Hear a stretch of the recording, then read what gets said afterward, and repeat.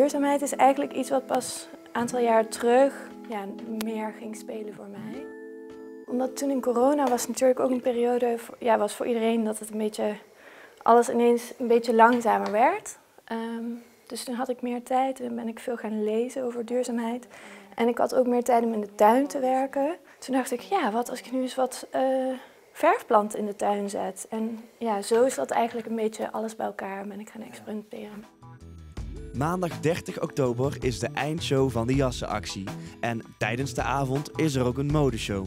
De ontwerpers, waarvan de kleren op de catwalk te zien zijn, werken op een duurzame manier met materialen. Eigenlijk precies zoals de jassenactie zelf. Ik ga haarbandjes verven. Die maak ik eerst heel goed nat. Wring je het goed uit. En dan gaat het erin. En dan hoop ik dat het een mooi kleurtje wordt. Het zou een soort van geel-groen moeten worden. Na die periode, dus die periode van dat experimenteren met die verf, maar ook dat onderzoek naar hoe zou het beter kunnen, heb ik eigenlijk gezegd van oké, dan wil ik graag een kleine mini-collectie maken van de dingen die ik zelf het meeste draag, maar dan zo duurzaam mogelijk. Dus dat is eigenlijk wat de collectie ook nu is.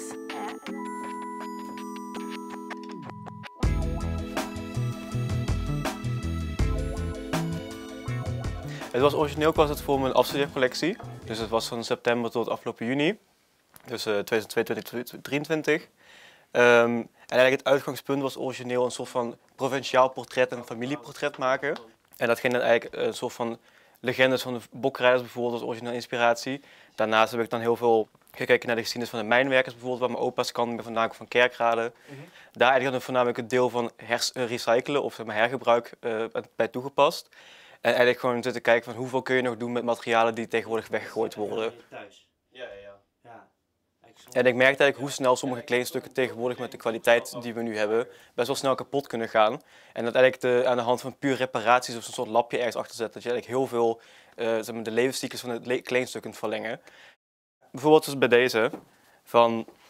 Ik heb met mijn stageperiode in Maastricht gewoond. En toen ben ik daar vaak heb ik kringlopen langs gegaan. Ja. En toen vond ik eigenlijk echt van die foeilelijke van die stukken, bijvoorbeeld deze pet. Maar die heeft zo'n enorm ongemakkelijke pasvorm eigenlijk. Dat ik dacht van ja, er zit geen potentie meer in deze maatschappij. Of zeg maar van, dat niemand zou meer kopen, maar gewoon als een soort fashion item. Ja.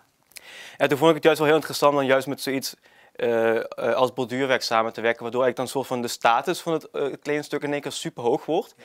En eigenlijk zoiets goedkoops is in één keer iets heel luxe geworden door de hoeveelheid aandacht die erin zit.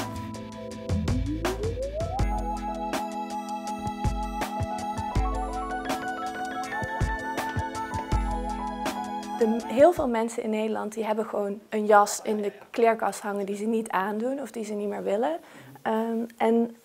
Tegelijkertijd zijn er mensen in Nederland die geen warme winterjas hebben. Dat is, als je daarover nadenkt is het best wel erg. Dus dat is ook een vorm van bewustzijn, van om bewuster met je kleding om te gaan. Dus om je te realiseren van oké, dat wat in mijn kast hangt, wat ik misschien een keertje gedachteloos heb gekocht en eigenlijk niet zo fijn vind of niet zo veel draag of niet nodig heb, is voor iemand anders heel waardevol. Dus ik denk dat bewustzijn en dat kleding meer waarderen en ook meer op een soort van mindful manier met je kleding omgaan en ook echt wel even nadenken voordat je iets koopt. Dat is denk ik wel waar het raakvlak is. In het verleden had je dat ook veel meer. Dat eigenlijk mensen, of bijvoorbeeld moeders of oma's, die hielpen je gewoon, en bijvoorbeeld kinderen helpen ze gewoon met de broek restaureren, van even ergens iets achterplakken. En ik heb het gevoel dat voor mijn generatie voornamelijk dat het zo makkelijk is dat we eigenlijk gewoon iedere keer de trend willen achtervolgen. Waardoor we eigenlijk gewoon, eigenlijk ook, het maakt niet meer uit. Je hoeft het niet te bewaren, want op een gegeven moment is het niet meer hip of niet meer cool. Ja, ik weet niet, het is gewoon heel erg zonde om dan te zien dat sommige stukken, het hoeft nog niet zo extreem zoals dit, met bijvoorbeeld maar kleuren. Als je bijvoorbeeld gewoon een spijkerstof hebt en je doet gewoon spijkerstof erachter, is ook perfect. Ja. Maar het is gewoon zonde om een klein stuk weg te gooien, puur omdat er een scheur of een imperfectie in zit. Ja. En dat is eigenlijk wel een deel wat ik wilde, de schoonheid ervan wil ik laten zien in de collectie ook.